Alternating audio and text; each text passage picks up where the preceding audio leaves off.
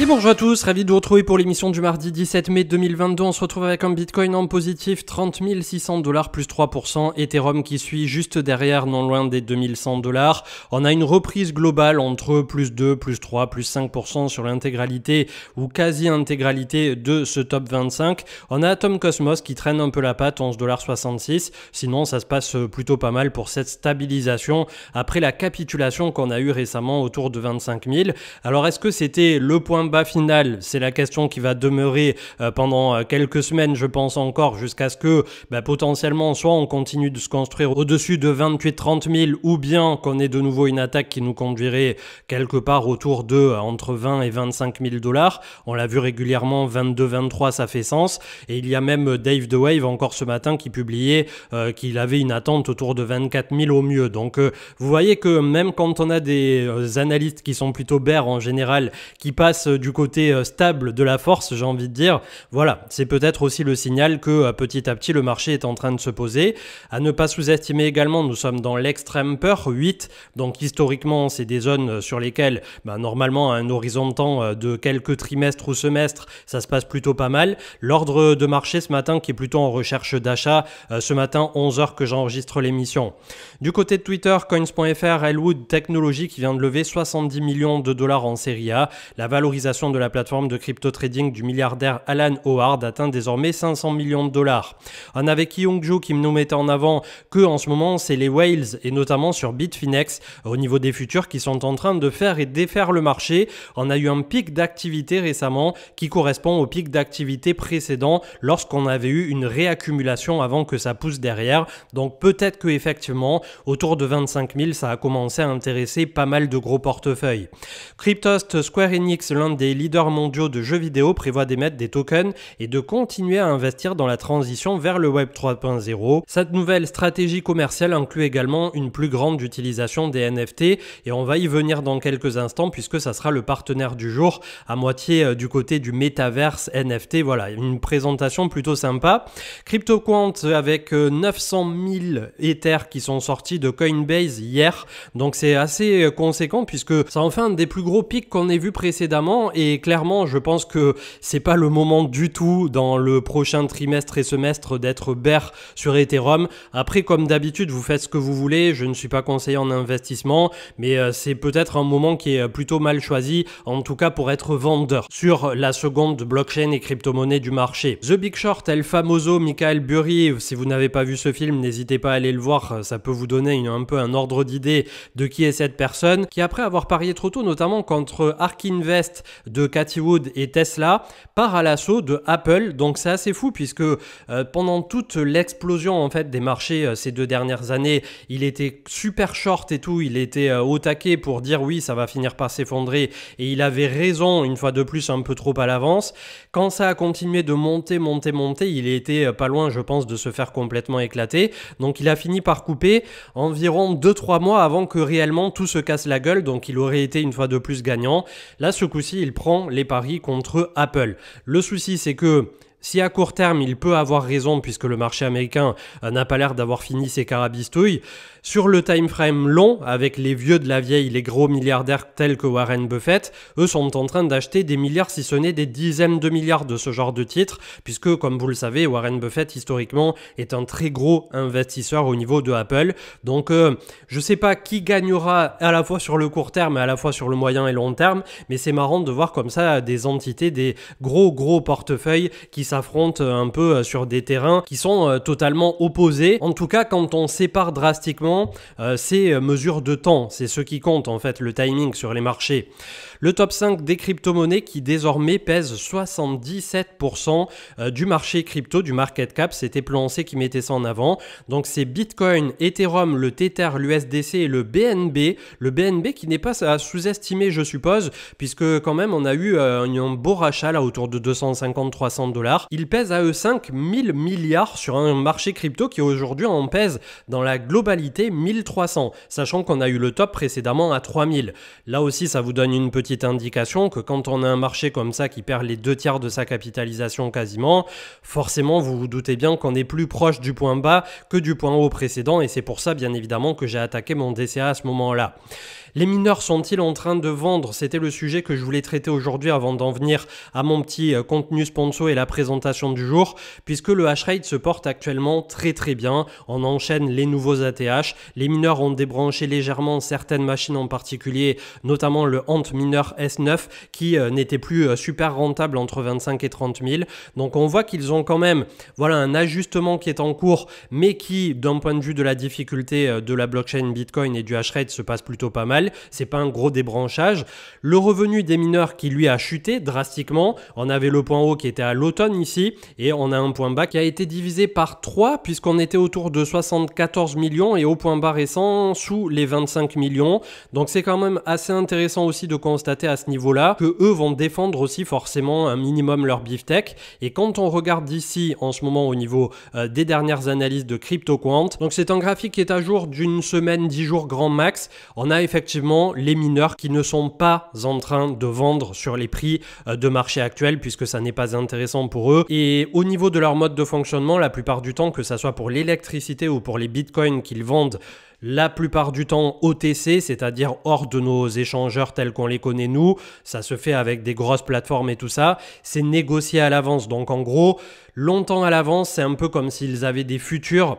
Ils vont dire à telle entité, peu importe qu'à cette date, le Bitcoin soit à 20 000 ou à 40 000, on prend la médiane, on se met d'accord pour que vous me les achetiez tous à 30 000 par exemple. C'est comme ça que fonctionne l'industrie du mining.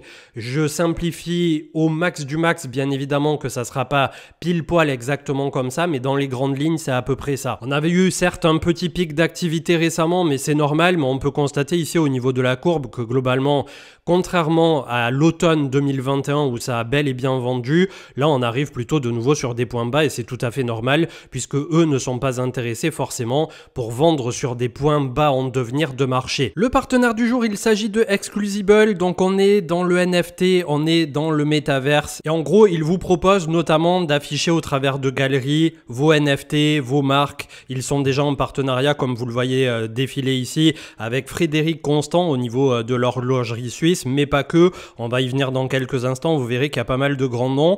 Donc en ce moment ils sont en train tout simplement de pousser ici et ça avait été sold out pour les premières itérations. Leur pré-mint à moins 33%. Le 18 juin il y aura un penthouse exclusif de 500 mètres carrés dans le métaverse et la possibilité d'inviter jusqu'à 50 personnes pour exposer, comme je viens de vous le dire, divers NFT, pourquoi pas des œuvres d'art, des projections vidéo, etc.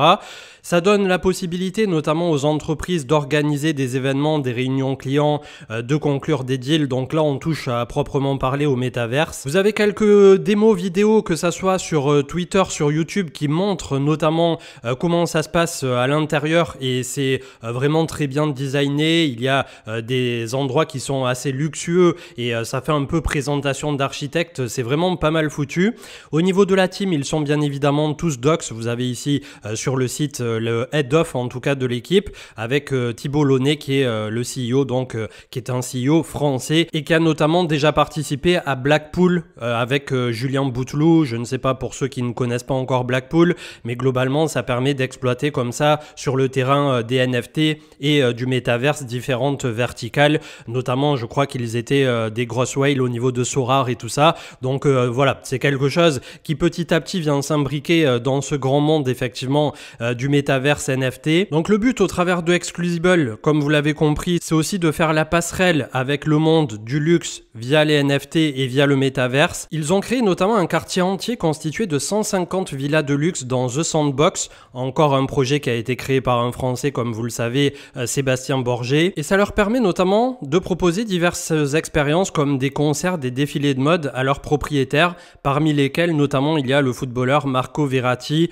ou le tennisman Stan Wawrinka. Donc globalement c'est des grands événements qui ont été organisés aussi bien souvent du côté de Mana Decentraland pour ceux qui connaissent Decentraland. Et là maintenant ils se lancent avec des marques prestigieuses au niveau des NFT avec notamment Bugatti, les montres comme on vient de le voir, les montres suisses, les bijoux Amedeo et la dernière collection donc qui sera lancée en juin. Chaque NFT donnant l'accès à son possesseur exclusif à un penthouse de 500 mètres carrés dans le métaverse. Donc globalement, Exclusivable veut se donner en tout cas les moyens pour devenir le point de contact, le point de référence entre le monde du luxe, le monde dans lequel on vient se retrouver entre personnalités, entre marques, etc. pour pouvoir proposer différentes choses dans ce métaverse. Pour ceux qui souhaitent découvrir, comme d'habitude, vous avez le lien en commentaire et description et on passe à l'analyse technique qui aujourd'hui, 1300 milliards effectivement au niveau du crypto market cap est venu mécher juste sous le 0,618 qui était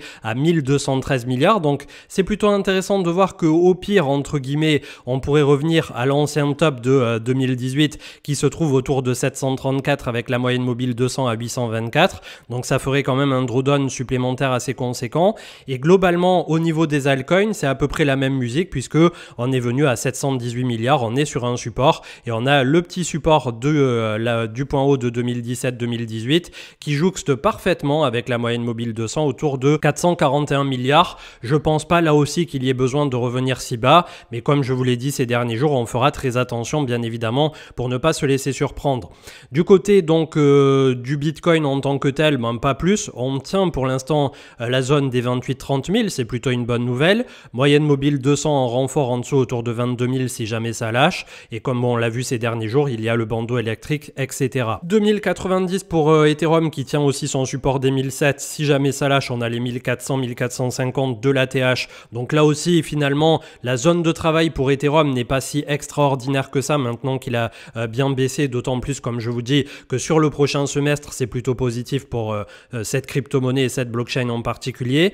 Nasdaq qui a fermé à 1,16 en recul hier et le SP500 4000 points autour de moins 0,39. Donc pour l'instant, on essaie de freiner des deux fers du côté du marché US, mais c'est pas encore la folie de ce côté-là. Puisqu'on parlait du BNB tout à l'heure, voyons un peu ce qu'il nous a fait ce petit coco. Et il était venu sous le 0,618 puisqu'on avait un joli support estival à travailler autour de 208. On a méché à 220 à peu près. Donc quand même un très très beau rebond pour BNB qui ne se laissera pas compter, je pense, bien évidemment sur le prochain cycle puisqu'à ce jour, Binance est un incontournable, voire l'incontournable du marché crypto. Le DXY qui est en train de s'appuyer juste sur ma parabole ici et juste sur le support de sortie autour de 103.7. On va le voir là aussi s'il lâche enfin et si on a un gros recul de plusieurs points sur le DXY, le dollar, ce qui amènerait pas mal de capitaux en tout cas qui attendent un peu sur le côté pour être réinvestis sur le marché actions et les cryptos.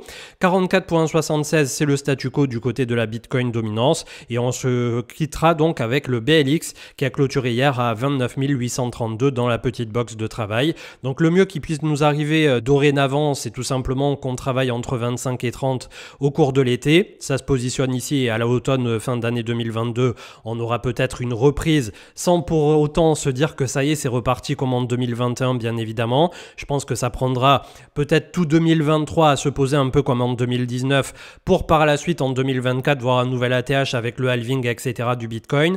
Après on a quand même cette échéance clé pour Ethereum au cours de la fin d'année 2022 là maintenant. Donc ça sera plutôt intéressant d'observer ce que va nous faire le marché. Dans tous les cas, voilà, pour ceux qui croient au marché crypto pour les prochaines années, on est au bon endroit au bon moment.